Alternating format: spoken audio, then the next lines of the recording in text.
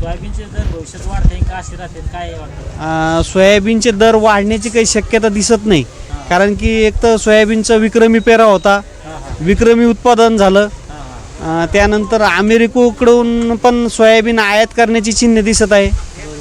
चीनकडून तेलाची आयात करण्याची चिन्ह दिसत आहे. या दोन्ही तिन्ही घटकामुळे सोयाबीन वाढण्याची काही शक्यता मला तरी दिसत नाही. आज आपण येईल जालना बाजार समिती बघू शकता तुम्ही. या ठिकाणी सोयाबीन विकलेली आहे. तिथं काटा पण झालेला आहे. तिकडं बी काटा करणं चालू आहे. या ठिकाणी बी काटा करणं चालू आहे सोयाबीनचा.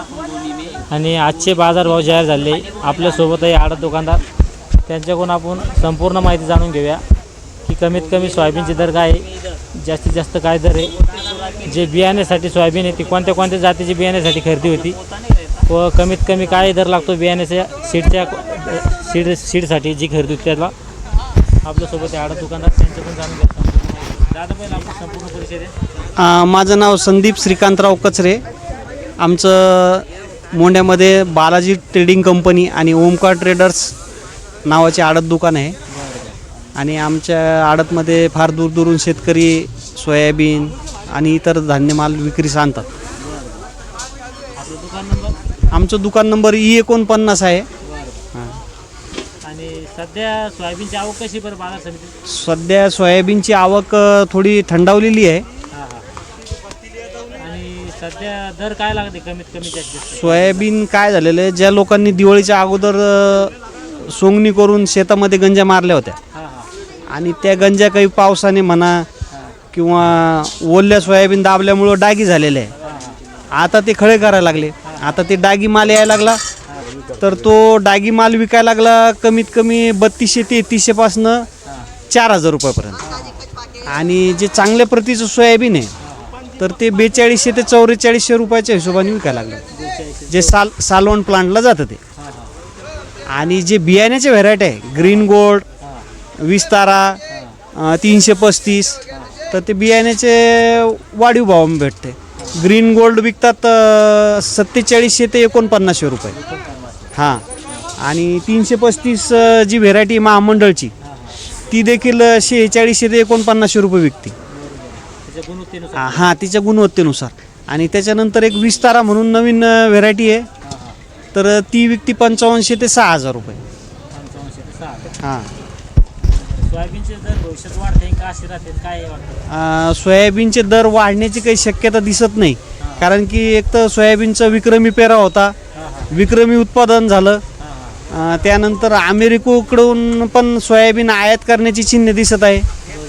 चीनकडून तेलाची आयात करण्याची चिन्ह दिसत आहे. या दोन्ही तिन्ही घटकामुळे सोयाबीन वाढण्याची काही शक्यता मला तरी दिसत नाही. जर समजा एक 4-8 दिवसात नाफेड चालू झालं तरी नाही, नाफेडला जो जाणार शेतकरी वर्ग आहे तो वेगळा आहे. त्यांनी समजा त्यांचं ऑनलाईन बुकिंग केलेली आहे आणि ते त्याच मानसिकतेत आहे की केव्हा नाफेड सुरू होईल आणि आपण केव्हा नाफेडला माल टाकू. बाकी इथे काही तेवढं त्याचं विशेष फरक जाणवणार नाही. आणि जे नाफेडला सोयाबीन चालत नाही, आताच ह्या आठवड्यामध्ये जे डागी सोयाबीन यायला लागलेलं आहे, मातीचं सोयाबीन यायलं, तर हे सोयाबीन नाफेडवाले घेत नाही. नाफेडमध्ये एकदम चांगल्या प्रतीचा स्वच्छ माल लागतो, चांगल्या प्रतीचा 10 मॉइश्चरचा साफ केलेला, किंवा थोडीफार घाण जरी असली तर तिथं ते मशीन क्लीन करून घेतात. हां, त्यांचं पण चाळणीचे चार्जेस तिथं लावतात ना. हां. आणि जे तिथलं जे मात्र निघन माती किंवा डागी किंवा काड्या, तर ते शेतकऱ्याला परत भरून देतात. हां.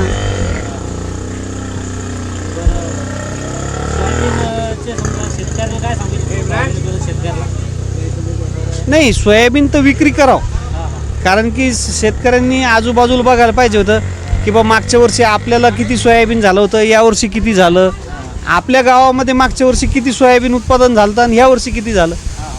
उत्पादन जास्त झालं याचा अर्थ भाव वाढणार नाही. साधी सोपी गोष्ट आहे ना.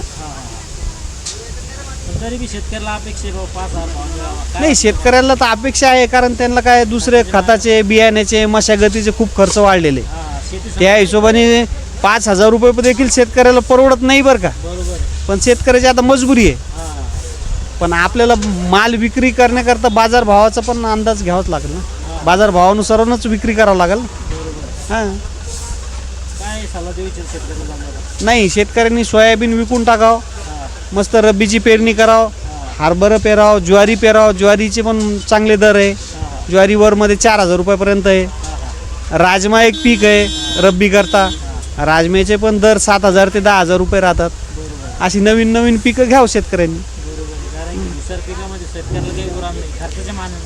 हो ना, शेती संबंधित सगळ्यात खर्च वाढा. शेती संबंधित सर्वच खर्च वाढला, त्या मानाने बाजारभाव नाही वाढलेले. हां हां हां पर्यायी पीक घेतलं बी शेतकऱ्याला. पर्यायी पिकं घेतली पाहिजे.